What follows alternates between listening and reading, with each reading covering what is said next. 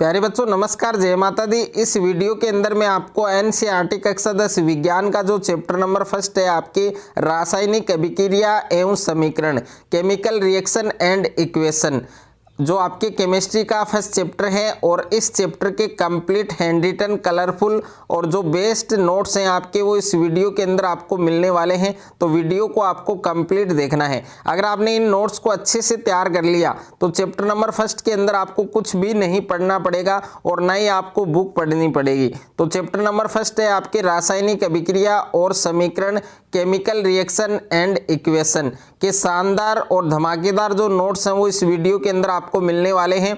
और साथ साथ में इन नोट्स को अगर आप अपनी नोटबुक में लिखना चाहते हैं तो लिख सकते हैं, और अगर इन नोट्स को आप परचेज करना चाहते हैं तो नोट्स परचेज करने के लिए स्क्रीन पर जो नंबर आपको दिया गया है 7297831166, इस नंबर पर संपर्क करके आप ये नोट्स परचेज कर सकते हैं। और सभी बच्चों का जो लक्ष्य है, जो टारगेट है, वो साइंस के अंदर 100 होना चाहिए। अगर आपको 100 मार्क्स लाने हैं, फुल मार्क्स अगर आपको साइंस में लाने हैं तो ये नोट्स आपको ज़रूर पढ़ने हैं। तो सबसे पहले आप देख सकते हैं भौतिक परिवर्तन, यानी भौतिक परिवर्तन क्या होता है, भौतिक परिवर्तन किसे कहते हैं। तो भौतिक परिवर्तन क्या होता है कि वे परिवर्तन जिसमें पदार्थ का भौतिक गुण है वो बदलता है। यानी भौतिक परिवर्तन क्या होता है, वे परिवर्तन जिसमें पदार्थ का भौतिक गुण बदलता है और कोई नया पदार्थ है वो नहीं बनता है, उसे हम क्या कहते हैं, भौतिक परिवर्तन कहते हैं।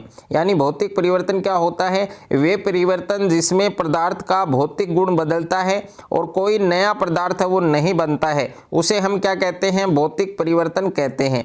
अब इसके जो उदाहरण है, एग्जाम्पल है, वो क्या है, एक तो है पानी का जमना या फिर बर्फ जमना। ओके, यानी पानी का जमना या फिर बर्फ जमना। जब पानी है वो जमेगा तो उससे क्या बनेगी, बर्फ बनेगी, और बर्फ से हम पानी है वो दोबारा बना सकते हैं। ओके, और उसके बाद में यानी इसमें कोई नया पदार्थ नहीं बनेगा।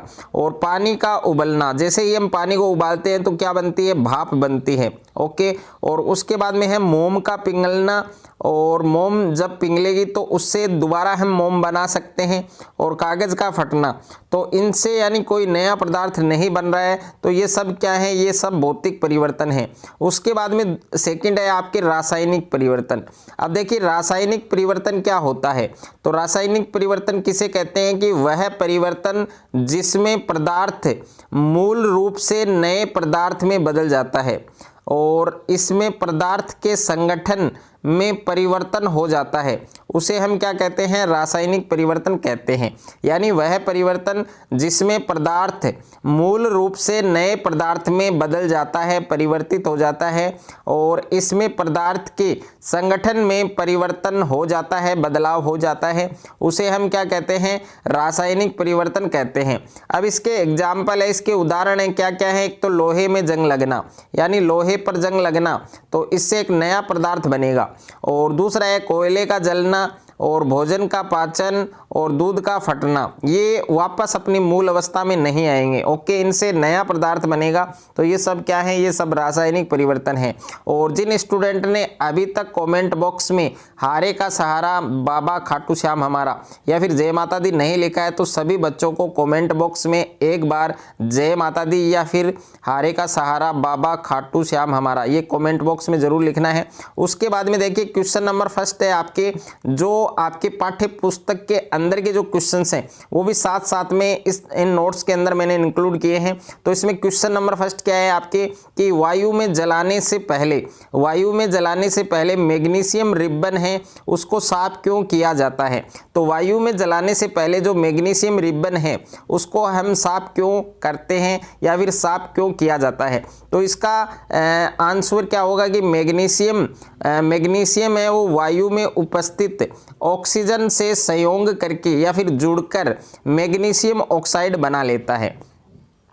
यानी मैग्नीशियम है वो वायु में उपस्थित ऑक्सीजन से संयोग करके मैग्नीशियम ऑक्साइड बना लेता है, और मैग्नीशियम ऑक्साइड और अन्य जो अशुद्धियां हैं वो जैसे धूल कण या फिर नमी आदि को हटाकर शुद्ध मैग्नीशियम है वो प्राप्त करने के लिए इसे वायु में जलाने से पहले साफ करना आवश्यक है। तो ये इसका आंसर होगा। उसके बाद में नेक्स्ट है आपके यानी केमिस्ट्री के अंदर एग्जाम में आपके जो डायग्राम है वो पूछे जाते हैं। तो यहाँ पर देखिए सबसे पहले है दानेदार जस्ते पर, यानी जस्ते का जो प्रतीक है वो क्या होता है Zn, जिसको जिंक कहा जाता है। तो दानेदार जस्ते पर तनु सल्फ्यूरिक अम्ल यानी H2SO4 की अभिक्रिया से हाइड्रोजन का निर्माण। ओके, तो इसका डायग्राम आप देख सकते हैं, इसमें हाइड्रोजन गैस है और यहाँ पर देखिए ये क्या है आपके कार्क, और ये कांच की नली है, और ये आपके शंकु के आकार का एक फ्लास्क है, और यहाँ पर इसमें क्या है तनु सल्फ्यूरिक अम्ल है, और ये दानेदार जस्ता है। यानी जो दानेदार जस्ता है यानी जिसका प्रतीक क्या होता है जिंक होता है Zn, और प्लस इसमें कौन सा एसिड है सल्फ्यूरिक अम्ल है। तो सल्फ्यूरिक अम्ल का जो रासायनिक सूत्र है वो क्या होता है H2SO4। ओके, अब देखिए इन दोनों की हम रिएक्शन करवाएंगे, तो इन दोनों की रिएक्शन कराएंगे तो क्या बनेगा ZnSO4 बनेगा, और प्लस में क्या बनेगा H2। तो इसमें कौन सी गैस उत्सर्जित होती है हाइड्रोजन गैस उत्सर्जित होती है, H2 गैस है वो उत्सर्जित होती है।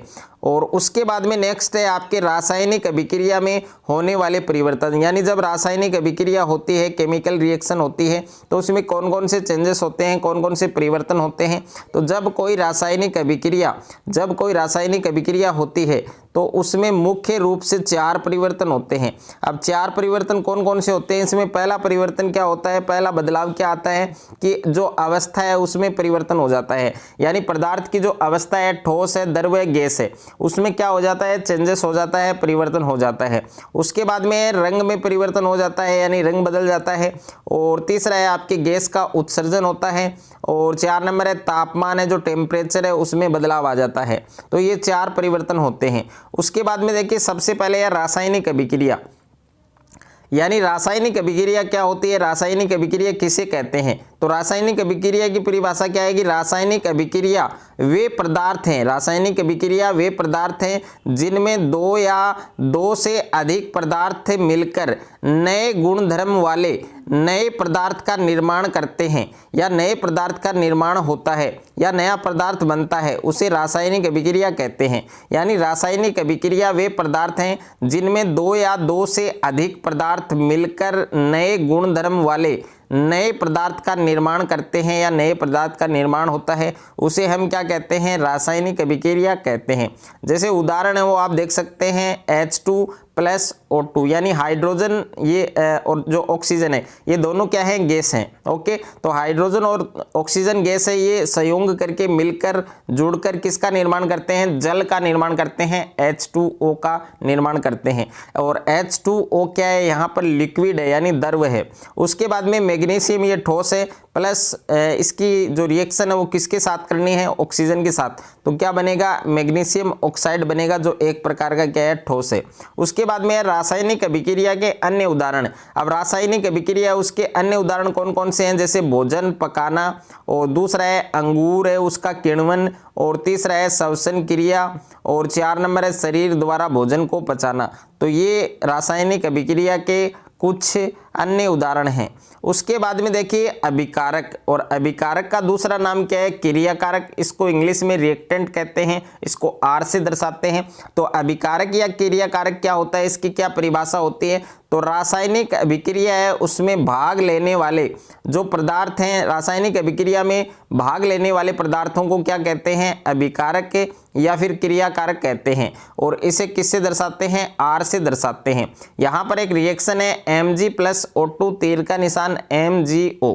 तो यहाँ पर जो रासायनिक अभिक्रिया हो रही है इसमें भाग कौन कौन से पदार्थ ले रहे हैं, एक तो मैग्नीशियम है और एक आपके ऑक्सीजन है। तो ये दोनों क्या हैं, ये दोनों क्रियाकारक हैं, दोनों अभिकारक हैं। उसके बाद में क्रियाफल या उत्पाद। अब देखिए क्रियाफल या उत्पाद क्या होता है, जिसको प्रोडक्ट कहते हैं, कि जब 2 या 2 से अधिक अभिकारक मिलकर कोई नया पदार्थ बनाते हैं उसे हम क्या कहते हैं क्रियाफल या उत्पाद कहते हैं। और इसको हम किससे दर्शाते हैं P से दर्शाते हैं। तो जब 2 या 2 से अधिक अभिकारक मिलकर कोई नया पदार्थ बनाते हैं तो उसे हम क्रियाफल या उत्पाद कहते हैं। और यहाँ पर रिएक्शन है जो आपके अभिक्रिया है Mg+O2, Mg और O2 ये दोनों क्या है, अभिकारक है, क्रियाकारक है, और इनसे एक नया पदार्थ बन रहा है यानी MgO। तो ये क्या है, एक प्रोडक्ट है, एक उत्पाद है। उसके बाद में रासायनिक समीकरण क्या होता है, तो रासायनिक समीकरण के बारे में भी आप देख सकते हैं। रासायनिक समीकरण क्या होता है कि रासायनिक अभिक्रिया को रासायनिक समीकरण के द्वारा निरूपित किया जाता है। यानी जो रासायनिक अभिक्रिया होती है, जो केमिकल रिएक्शन होती है, उसको हम रासायनिक समीकरण के द्वारा निरूपित करते हैं। और रासायनिक समीकरण के अभिकारकों और उत्पादों में पदार्थ के प्रतीकों या फिर सूत्र का इस्तेमाल किया जाता है, और प्रतीकों के साथ उनकी जो भौतिक अवस्था है उनको भी दर्शाया जाता है।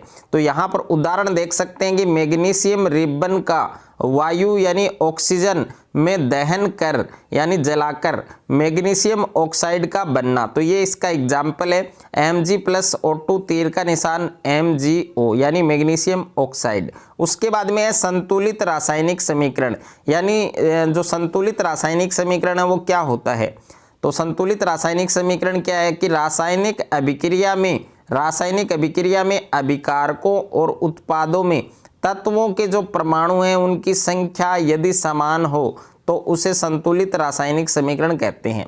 यानी कोई भी रासायनिक अभिक्रिया है उसमें अभिकारक और उत्पाद में तत्वों के जो परमाणु हैं, जो एटम्स हैं, उनकी जो संख्या है वो यदि समान है, दोनों तरफ समान है, क्रियाकारक में भी समान है और उत्पाद में भी समान है, दोनों तरफ अगर समान है तो ऐसे समीकरण को हम क्या कहते हैं, संतुलित रासायनिक समीकरण कहते हैं। जैसे उदाहरण आप देख सकते हैं 2H2+O2 और तीर का निशान है 2H2O। ओके, या यहाँ पर जो तीर का निशान है यहाँ से आपको एक लाइन ड्रॉ करनी है इस प्रकार से, और इधर आपके क्या है, क्रियाकारक है, और इधर आपके क्या है, उत्पाद है। ओके, अब देखिए क्रियाकारक को R से दर्शाते हैं और उत्पाद को P से दर्शाते हैं। तो इधर R लिखना है, इधर P लिखना है। अब क्रियाकारक में सबसे पहले आपको देखना है हाइड्रोजन कितने हैं, 4, और ऑक्सीजन कितने हैं, 2। तो इधर हमें देखना है हाइड्रोजन कितने हैं, 4, ऑक्सीजन कितने हैं, 2। यानी क्रियाकारक और उत्पाद दोनों तरफ तत्वों के जो परमाणु हैं उनकी जो संख्या है वो क्या है, समान है। तो ऐसे रासायनिक समीकरण को हम क्या कहते हैं, संतुलित रासायनिक समीकरण कहते हैं। तो दिए गए उदाहरण में क्रियाकारक और उत्पाद में तत्वों के परमाणुओं की जो संख्या है वो बराबर है, अतः दिया गया रासायनिक समीकरण संतुलित है। और उसके बाद में नेक्स्ट है आपके रासायनिक समीकरण संतुलित करना। अगर किसी रासायनिक अभिक्रिया में क्रियाकारक और उत्पाद दोनों तरफ अगर परमाणुओं की संख्या, तत्वों के जो परमाणु हैं उनकी संख्या अगर समान नहीं है या फिर भिन्न भिन्न है तो ऐसे रासायनिक समीकरण को हमें संतुलित करना पड़ेगा। तो देखिए एक रासायनिक समीकरण है Fe+H2O, तीर का निशान Fe3O4+H2, यानी इधर अभिकारक लिखना है, इधर उत्पाद लिखना है, या R या P भी लिख सकते हैं। इधर सबसे पहले Fe के परमाणु कितने हैं, 1 हैं, और इधर हाइड्रोजन के परमाणु कितने हैं, 2, और ऑक्सीजन के परमाणु कितने हैं, 1, और इधर Fe यानी जो आयरन है, लोहा है, उसके परमाणु की संख्या 3 है, ऑक्सीजन के परमाणु की संख्या 4 है, और हाइड्रोजन के परमाणु की संख्या कितनी है, 2।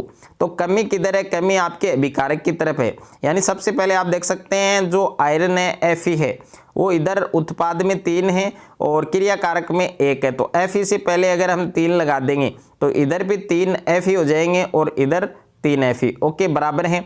उसके बाद में देखिए हाइड्रोजन इधर कितना है, 2, और इधर भी कितना है, 2। तो इधर ये सेम है। ओके, ये सेम है आपके। अब ऑक्सीजन की बात करें तो ऑक्सीजन कितने हैं, 1 है क्रियाकारक में, और उत्पाद में ऑक्सीजन कितने हैं, 4।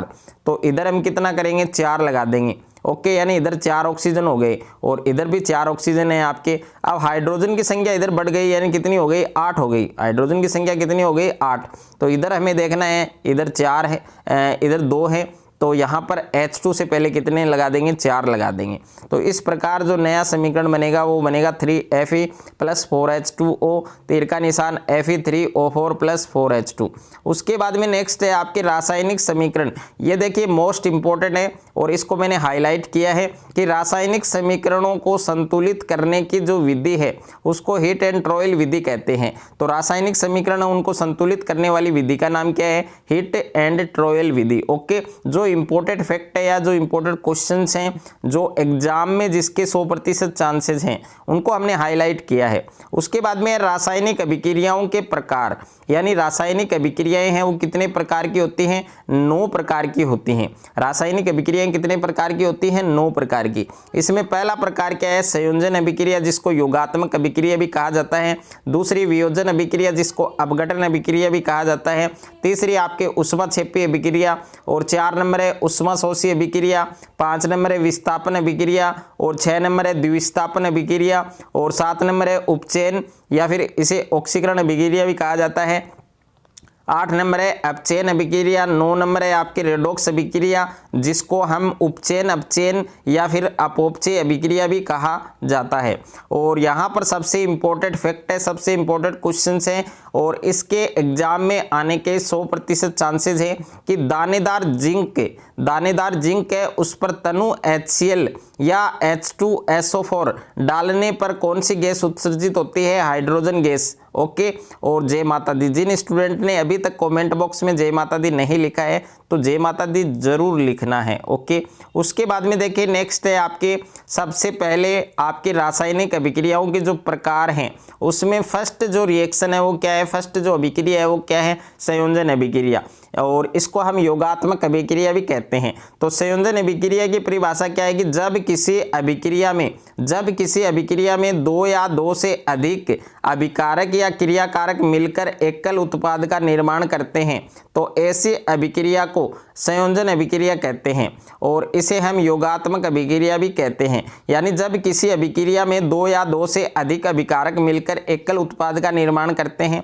तो ऐसी जो अभिक्रिया है वो क्या कहलाती है? संयोजन अभिक्रिया कहलाती है, और इसे हम योगात्मक अभिक्रिया भी कहते हैं। सबसे पहला उदाहरण है कोयले का दहन। तो कोयले का दहन का समीकरण लिखिए, तो क्वेश्चन आ सकता है। तो C+O2 तीर का निशान CO2। दूसरा है जल का निर्माण, तो 2H2+O2 तीर का निशान 2H2। ओके, उसके बाद में नेक्स्ट है कि जल के साथ कैल्शियम ऑक्साइड की अभिक्रिया से बुझे हुए चूने का निर्माण।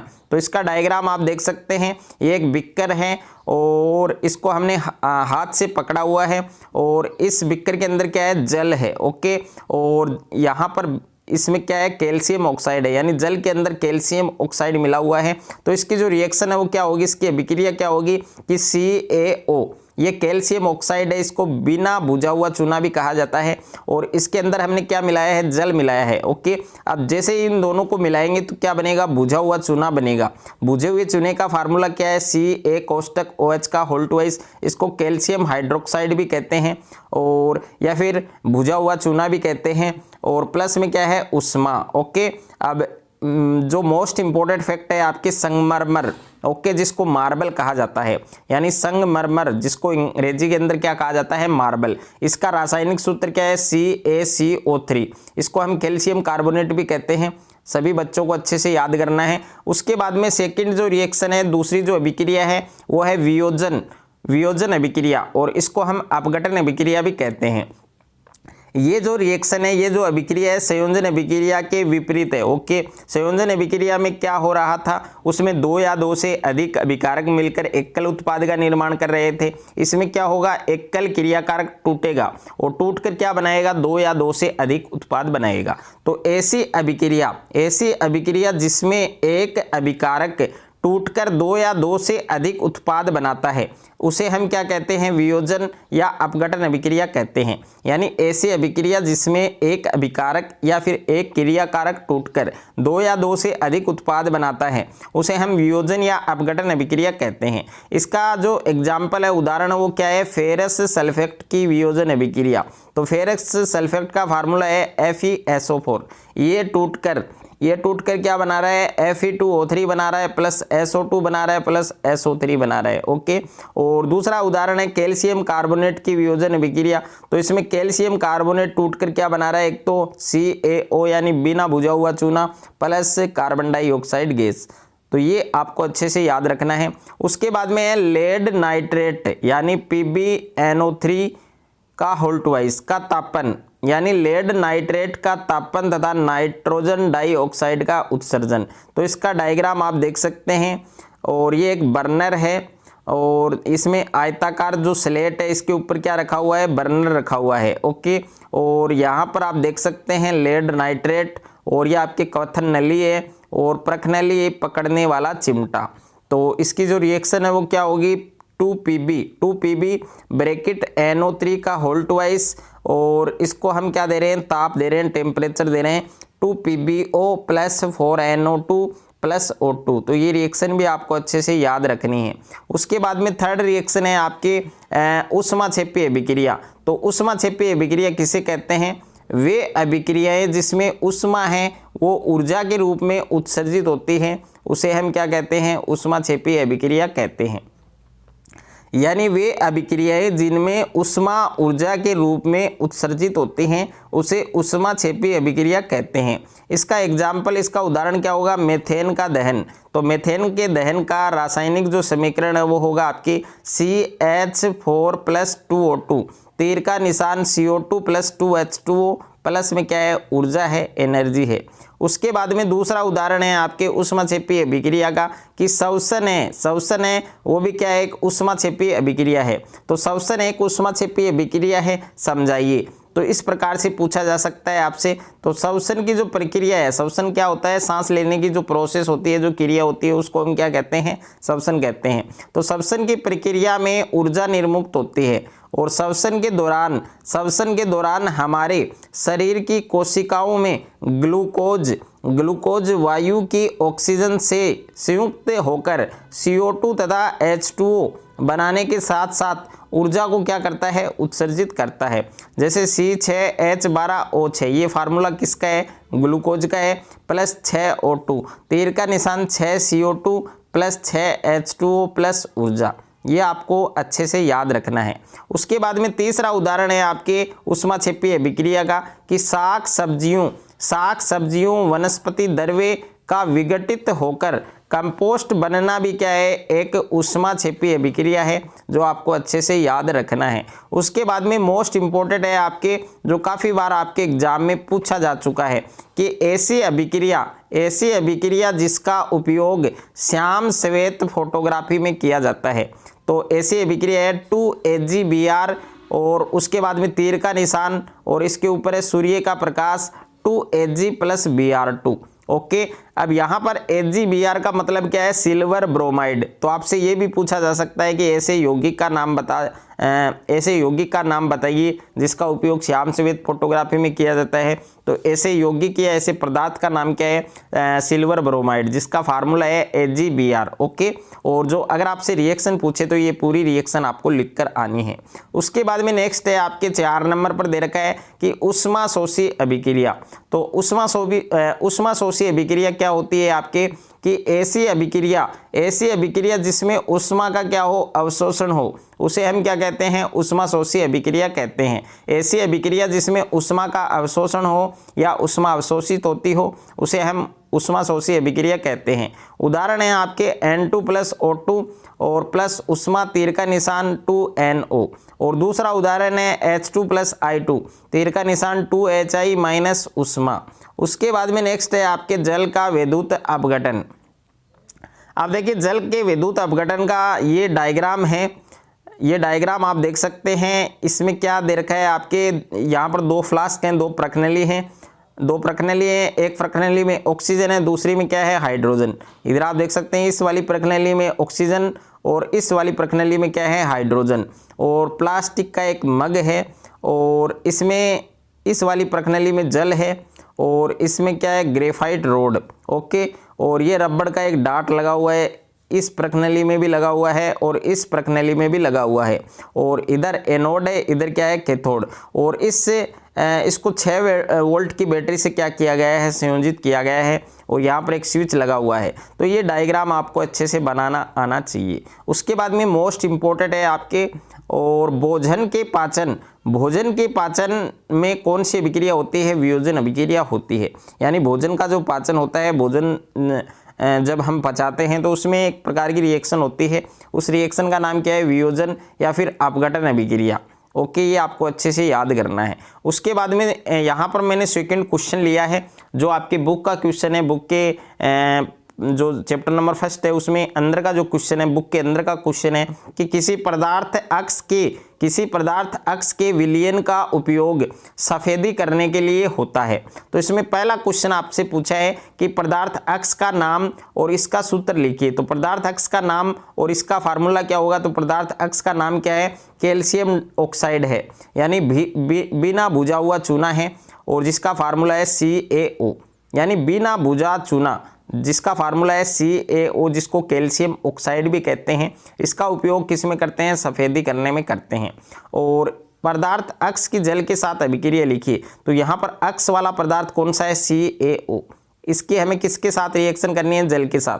तो CaO में क्या मिलाएंगे? जल मिलाएंगे, तो ये बनेगा Ca कोष्टक OH का होल ट्वाइस, यानी ये बनेगा कैल्शियम हाइड्रोक्साइड, जिसको हम बुझा हुआ चूना भी कहते हैं। उसके बाद में 5 नंबर रिएक्शन है आपकी विस्थापन अभिक्रिया। अब विस्थापन अभिक्रिया क्या होती है कि ऐसी अभिक्रिया जिसमें किसी यौगिक के अणु के किसी एक परमाणु अथवा समूह के स्थान पर कोई दूसरा परमाणु या समूह आ जाता है, उसे हम क्या कहते हैं? विस्थापन अभिक्रिया कहते हैं। जैसे उदाहरण है आपके Zn + CuSO4, तो तीर का निशान ZnSO4 + Cu, और यहाँ पर देखिए Pb + CuCl2, तो ये बनेगा PbCl2 + Cu बनेगा। उसके बाद में नेक्स्ट है आपके कॉपर सल्फेट के विलयन में डूबी हुई लोहे की किले। अगर कॉपर सल्फेट, जैसे कॉपर सल्फेट है, इसका फार्मूला क्या होता है? CuSO4। इसका फार्मूला क्या होता है? CuSO4।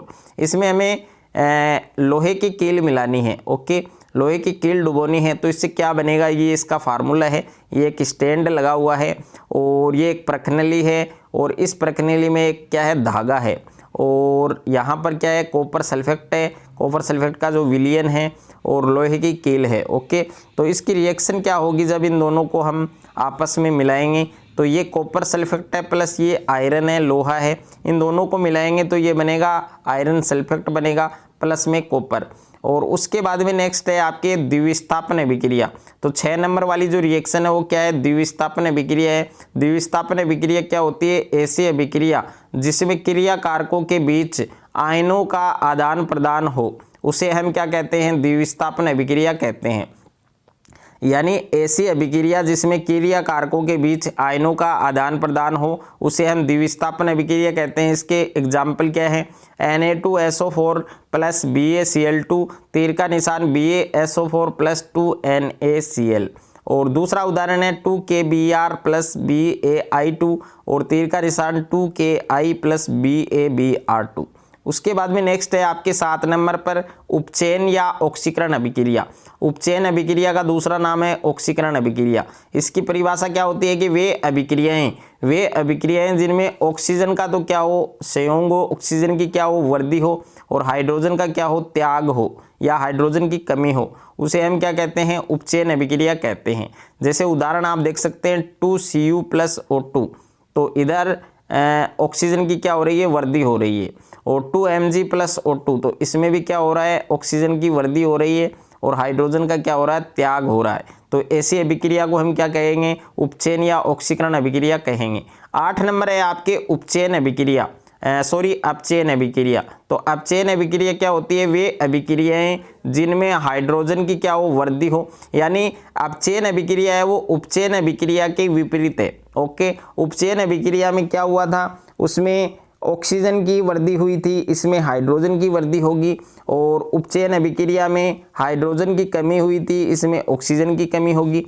तो वे अभिक्रियाएं जिनमें हाइड्रोजन की तो क्या हो? वृद्धि हो, और ऑक्सीजन की क्या हो? कमी हो, ऑक्सीजन का क्या हो? त्याग हो, तो ऐसी अभिक्रिया को हम क्या कहेंगे? अपचयन अभिक्रिया कहेंगे। उदाहरण है CuO + H2, और इसको हम क्या करेंगे? गर्म करेंगे, तो गर्म करने पर ये बनेगा कॉपर + जल। ओके, तो ये कौन सी अभिक्रिया है? आपके अपचयन अभिक्रिया है। उसके बाद में है कॉपर का कॉपर ऑक्साइड में उपचयन, यानी कॉपर है उसका कॉपर ऑक्साइड में उपचयन किस प्रकार से होगा? तो ये इसका डायग्राम है। इसमें बर्नर है एक, और ये आपके एक टिपाई है, और ये क्या लगी हुई है? जाली लगी हुई है, और इस जाली के ऊपर एक यहाँ पर देखिए ये एक आपके कटोरी है, और इस कटोरी में कॉपर का चूर्ण है। ओके, और इस कॉपर के चूर्ण से जब हम रिएक्शन करते हैं यानी कॉपर का कॉपर ऑक्साइड, तो कॉपर का जो प्रतीक है वो क्या होता है Cu, जिसको तांबा कहा जाता है। इसमें हमें क्या मिलाना है, ऑक्सीजन मिलाना है और इसको गर्म करना है, इसको टेम्परेचर देना है, तो क्या बनेगा, कॉपर ऑक्साइड बनेगा। तो ये रिएक्शन भी आपको अच्छे से याद करनी है। 9 नंबर है आपके उपचयन अपचयन या रेडॉक्स अभिक्रिया। तो उपचयन अपचयन या फिर रेडॉक्स अभिक्रिया क्या होती है कि ऐसी अभिक्रिया जिसमें उपचयन व अपचयन दोनों अभिक्रिया साथ साथ हो। ऐसी अभिक्रिया जिसमें उपचयन भी हो और अपचयन भी हो, दोनों साथ साथ हो, तो ऐसी अभिक्रिया को हम क्या कहेंगे, उपचयन अपचयन या रेडॉक्स अभिक्रिया कहते हैं। और इसको हम अपौपचय अभिक्रिया भी कहते हैं, ये भी आपको ध्यान रखना है। तो इसका जो पहला एग्जाम्पल है आपकी CuO यानी कॉपर ऑक्साइड प्लस H2, तीर का निशान कॉपर प्लस जल। तो इसमें देखिए क्रिया कारक में आपको देखना है हाइड्रोजन और उत्पाद में आपको देखना है हाइड्रोजन, यानी हाइड्रोजन से क्या बना है, जल बना। ओके, यानी H2 के आगे क्या लगा हुआ है, O लगा हुआ है, यानी इसमें क्या है, इसमें ऑक्सीजन की वृद्धि हो रही है। ऑक्सीजन की वृद्धि किस में होती है, उपचयन में। ओके, और उसके बाद में देखिए कॉपर के साथ क्रिया कारक में क्या है, ऑक्सीजन लगा हुआ है, बट उत्पाद की तरफ क्या हुआ है, उत्पाद में क्या हुआ है, क्रियाफल में क्या हुआ है, कॉपर के साथ ऑक्सीजन है वो हट गया है, यानी उसमें कमी हो रही है। ऑक्सीजन की कमी किसी में होती है, अपचयन में। ओके, उसके बाद में दूसरा उदाहरण है ZnO प्लस C, तीर का निशान Zn प्लस CO।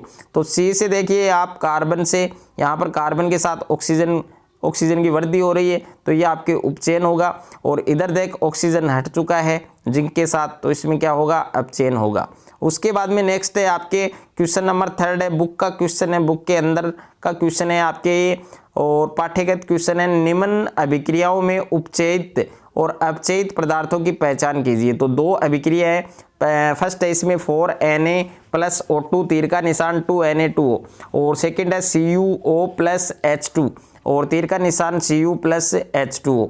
तो इन दोनों में सबसे पहला देख सकते हैं आप 4Na प्लस O2, तीर का निशान 2Na2O। तो इस अभिक्रिया में जो सोडियम है Na है, वो सोडियम ऑक्साइड यानी Na2O में उपचयित हो रहा है, और इसका अर्थ यह है कि ऑक्सीजन का क्या हो रहा है, अपचयन हो रहा है। ओके, यानी Na है और Na से क्या बन रहा है इसमें, Na2O। ओके, तो इसमें ऑक्सीजन है, इसका क्या हो रहा है, अपचयन हो रहा है, ऑक्सीजन की कमी हो रही है। और सेकंड है आपके Cu प्लस H2, तीर का निशान Cu प्लस H2। तो यहाँ पर देखिए हाइड्रोजन से इसमें ऑक्सीजन की वृद्धि हो रही है, ऑक्सीजन की यहाँ पर वृद्धि हुई है। और कॉपर से आप देख सकते हैं इसमें कॉपर के साथ ऑक्सीजन नहीं लगा हुआ है, यानी क्रिया कारक में लगा हुआ है बट उत्पाद में नहीं लगा हुआ है, हट चुका है, इसमें कमी हो चुकी है। तो इस अभिक्रिया में हाइड्रोजन गैस H2 और जल H2O में उपचयित हो रहा है, जबकि कॉपर ऑक्साइड है उसका अपचयन कॉपर में हो रहा है। ओके, यानी हाइड्रोजन गैस है, उससे क्या बना, जल बना। तो इसमें हाइड्रोजन से, यहाँ पर आप देख सकते हैं हाइड्रोजन से क्या बना, जल बना। ओके, तो इसमें ऑक्सीजन की क्या हो रही है, वृद्धि हो रही है। ऑक्सीजन की वृद्धि किस में होती है, उपचयन में होती है। और कॉपर ऑक्साइड है, कॉपर ऑक्साइड से क्या बना, कॉपर बना, तो इसमें ऑक्सीजन का क्या हो रहा है, अपचयन हो रहा है।